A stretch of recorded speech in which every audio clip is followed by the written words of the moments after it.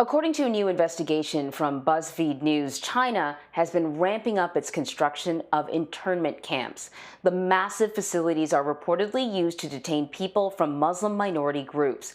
By some estimates, more than 1 million people have been detained in camps at the Xinjiang region in recent years. China says that the camps are vocational training centers, but former occupants describe brutal conditions inside the facilities.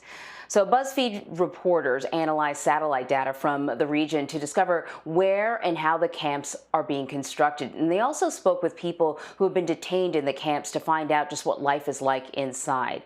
So we're going to bring in Megha Rajagopalan. She is an international correspondent for BuzzFeed News who worked on this investigation.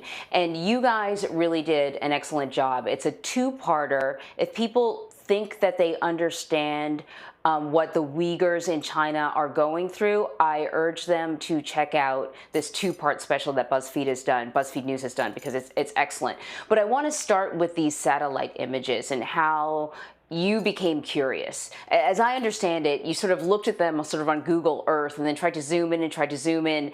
And at some point you see sort of, it becomes blocked off. There's pixelation. You can't see the details of what's happening with the buildings, but you know that this is different than the education centers you had seen before, because you've been sort of investigating this for a long time. Tell us about the satellite images, what the facilities look like based on what you could see.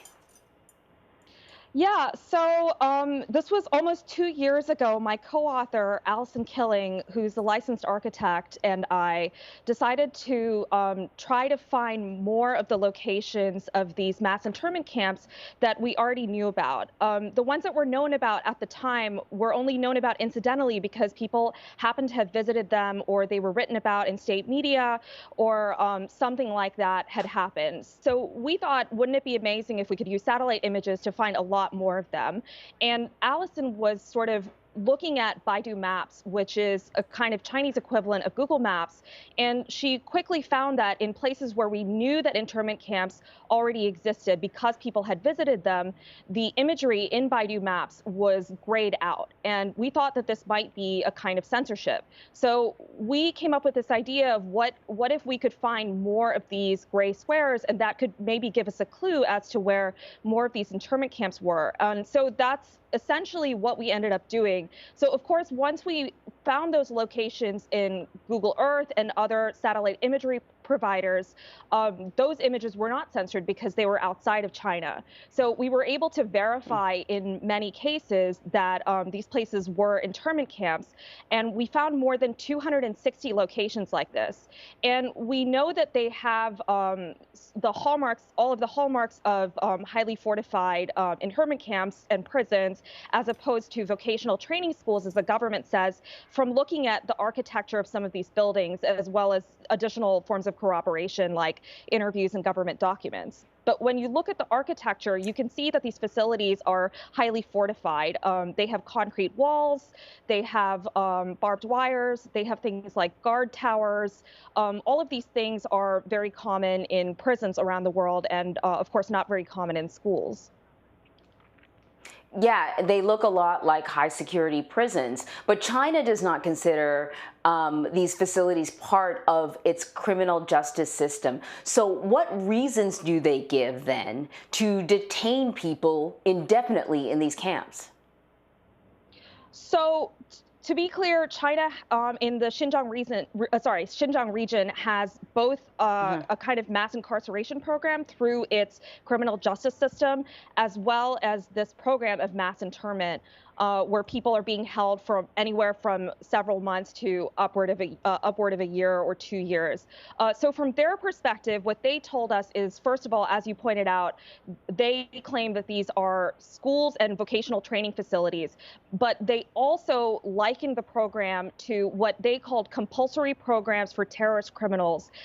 Those are their words, that they say occur in many other countries, including the United States and the UK. So even from their own perspective, there is something coercive about this program. It is not a situation where people can sort of come and go as they please.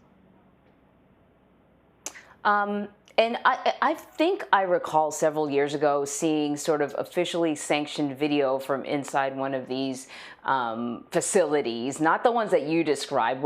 This almost sort of looked like a school.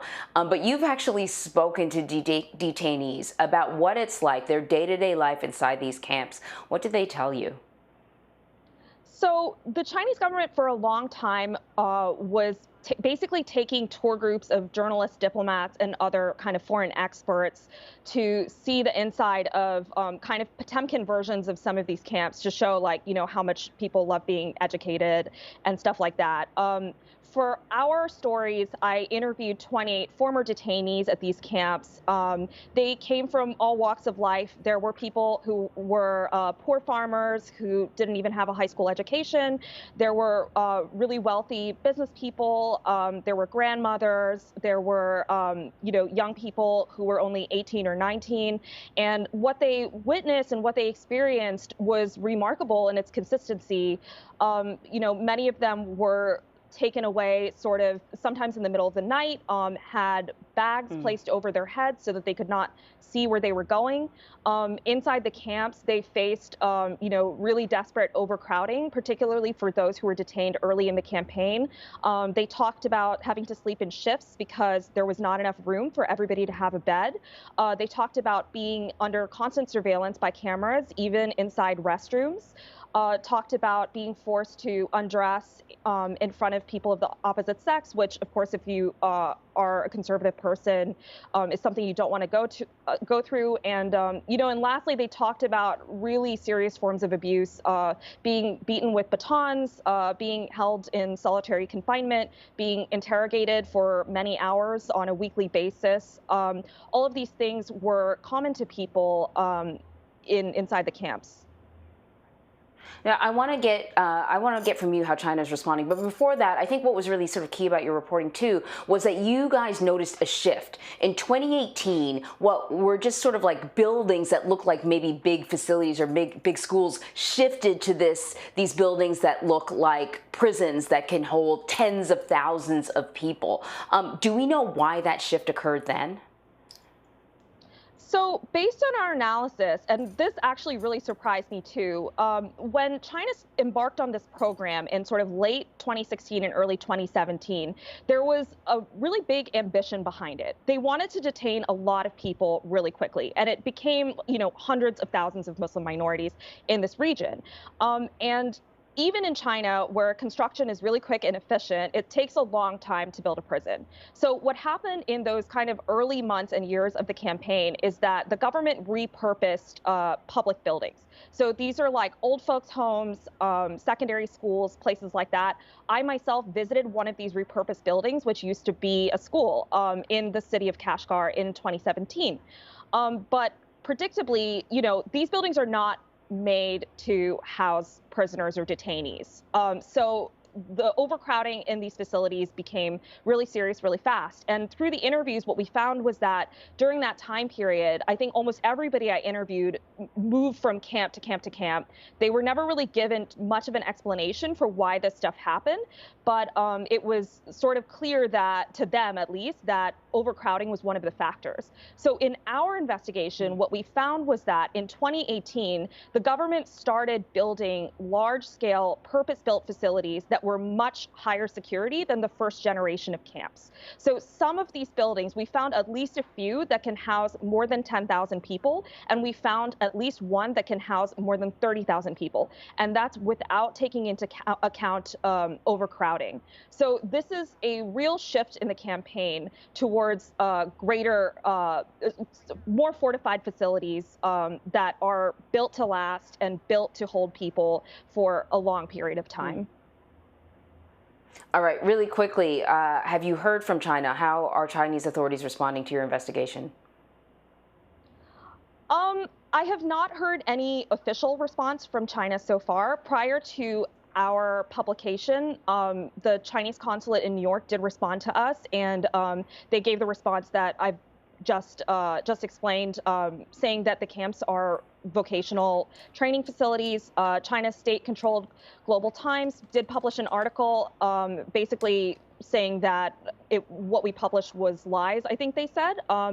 But the Global Times is not an official mouthpiece of the Chinese government. So we're still sort of waiting to hear from the Chinese government about the actual details of what we've published.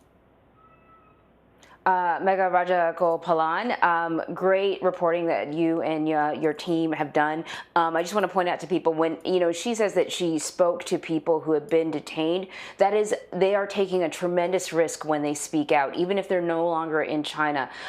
Relatives who are still in China can disappear like that when they speak out against the government. So I think it's so impressive that you were able to get people to go on the record and talk about their experiences. Thank you so much. Thank you so much for having me on.